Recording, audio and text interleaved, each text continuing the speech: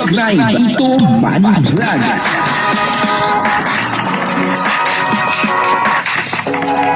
Payagan po si Tito Manny Vlog na mag-reactor para pambiling gamot sa kanya pong karamdaman. Wala po matapos-tapos ang mga issue no dito sa Jomcar. Lagi na lang po may issue no. Pag hindi po kay Kalingap Jomar, ibinabato ang mga issue kay Carla. Ano po, grabe no, talagang hindi po tumitigil. Ano po, etong mga baser ano, ang gusto po talaga nila ay talagang mawasak itong Jomcar. Ano, sa tingin ko naman ay malabo po 'yan mangyari. Ano, marami na pong love team ang talagang nasira. Ano, kumbaga ay nawala. Ano po, pero etong Jomcar ay nananatiling nakatayo. Ano, kumbaga ay talagang matatag. Ano po, at dito nga ay meron tayong narinig ano po, at talagang ito ay medyo hindi maganda. Kapanoorin po natin yung video at syempre bibigyan po natin yan ng konting reaksyon. Pero bago po yan, ako muna po bumabati sa inyong lahat ng magandang umaga, magandang tanghali at magandang gabi sa inyong lahat mga kapatid.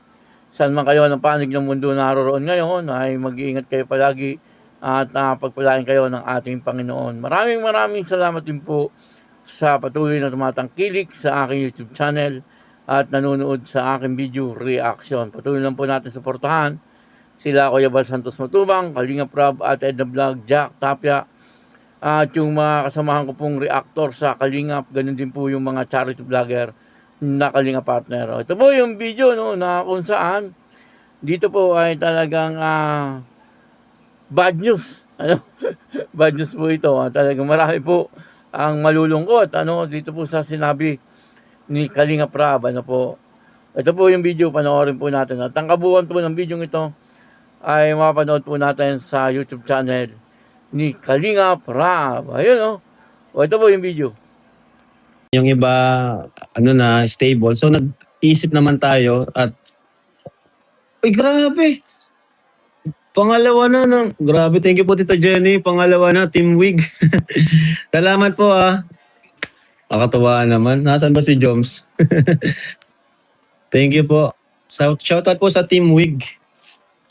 Salamat po at hindi niyo po iniwan ang Team Kalingap, especially po si Carla or si Jomar. Salamat po. Andiyan pa rin po kayo para sa kanila. Thank you po. Yan, kina Tita Connie. Ayan, maraming salamat po. Bagay sa ni kailan. Bagay sa ayan. Salamat po.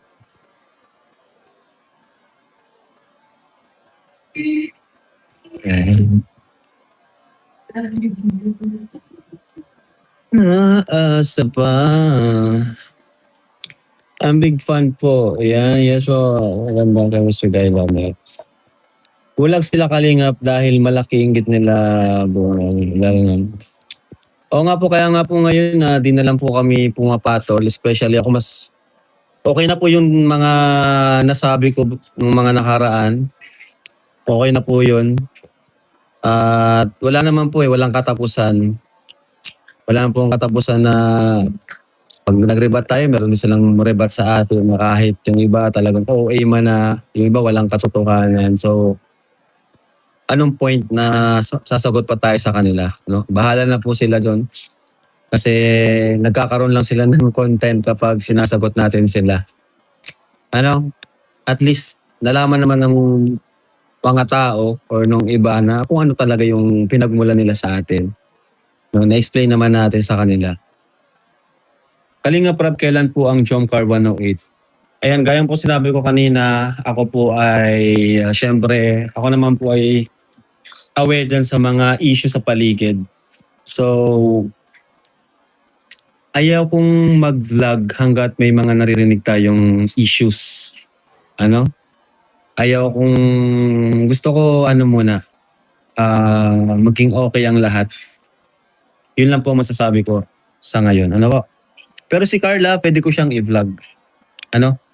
Si Carla, i-vlog ko po kasi talaga siya kasi may nagpapabigay po sa kanya din na sponsor. At syempre, gusto ko na siyang kamustahin. At yun. Dito ay maliwanag po na sinabi ni Kalingap Rob na hindi mo na po magbablog sa Jomcar kasi dahil nga po sa mga issue. Bago po natin talakayin yan, ay pakisuportahan po Kalingap Rab, at kung gusto niyo pong mapanood ng buong buo ang video ito, ay puntahan niyo lang po yung YouTube channel ni Kalingap Rab, at doon po ay mas marami pa po kayong malalaman tungkol po sa video ito at sa kanyang mga sinabi. Ganun din po si Carla Topular Vlog at Kalingap Jomar, paki-suportahan po. Yun nga po, dito ay sinabi ni Kalingap Rab na hindi mo na po siya magbablog sa Jomcar, kasi nga po dahil dito sa mga issue na ito. Siguro po ay talagang hindi na po mawawala itong mga issue, dito po sa Jomcar, kasi doon pa po yan talagang gusto po nilang wasakin itong Jomcar, pero nakikita naman po natin ay nananatiling nakatayo itong Jomcar. Ibig sabihin ay talagang matatag ang Jomcar. Marami na pong mga love team ang talagang nawala na. Pero itong Jomcar ay nananatiling matatag. At napakaganda po ng relasyon ni Kalingap Jomar at saka ni Carla. Ibig sabihin ay hindi po tumatalob sa kanila yung mga pambabas na ginagawa nung mga anti-Kalingap or mga baser.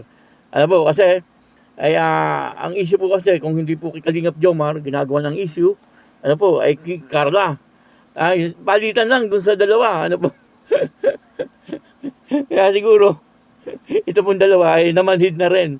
Umaga ay talagang binabaliwala na po nila kung ano man po yung mga sinasabi ng mga baser ay hindi po nila iniintindi. At nakikita naman po natin na talagang itong dalawa ay nanatiling maganda yung kanilang relasyon. At malakas ang kanilang karisma sa mga tao hanggang sa ngayon. Nanatiling trending o viral itong Jomcar. At hindi po humihina ang business nito, hindi po bumabagsak.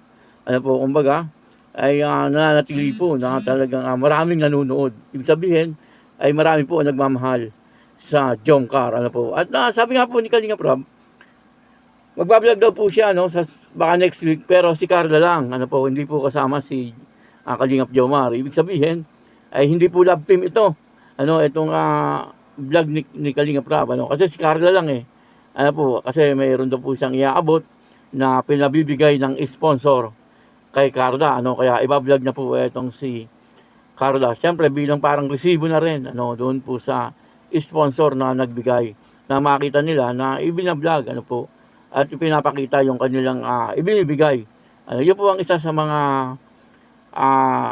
dahilan kung bakit ibinablog para po makita siyempre noong nagbigay na yung kanyang pinaabot ay nakarating. At siyempre para meron na rin pong content ang vlogger. Ganun lang po yun. At yun nga dito ay siyempre marami pong malulungkot yung mga senior citizen. Sabi nga po ni Kalingap David nung siya ay nag-live, karamihan daw po ng followers ng Jomcar ay mga senior citizen. Yung mga senior citizen ay siyempre malulungkot po yun. Kasi inaabangan po nila lagi itong Jomcar. At yung mga nasa ibang bansa, na talagang ang ginagawa po nilang pang pa-relax, o kaya ay yung pampasaya ay ito pong mga love team. At isa nga po dyan siyempre ay ang Jomcar. At sa nakikita po natin ngayon, talagang hindi po tinitigilan ng mga baser itong Jomcar. Lagi pong ginagawa ng issue. Kaya si Kalingap Rab ay siguro nag-decision na wag muna i-vlog itong Jomcar. Sa ganon ay mahinto na itong mga baser sa kagagawa ng mga issue na wala naman pong katotohanan. At totoo naman po na yung mga issue po sa Jomcar wala naman pong katotohanan kasi wala naman po silang ipinapakita na prueba. Puro salita lang, puro dakdak. Pero wala naman pong prueba na ipapakita. Pagka walang prueba, siyempre fake news po yun. Siyempre, mas maganda po kapag nagsalita ka ay mayroong resibo. Kapag walang resibo, ay fake news po yun. Kaya sana ay i-vlog na ni Kalingap Rab itong Jomcar. Pero sa ngayon, sabi niya ay hindi pa. Maghihintay na lang po tayo. Kung kailan i-vlog ni Kalingap Rab itong Jomcar. At alam ko naman po na marami po ang nag-aabang sa inyo. Kaya pasensyahan muna po natin sa ngayon. Pag umupa yung mga issue, siguro ibablog din naman po yan ni Kalinga Prab. Maraming salamat po sa inyo lahat at ako po si Tito Manny Vlog na nagsasabing God bless you all. Diyos mabalos.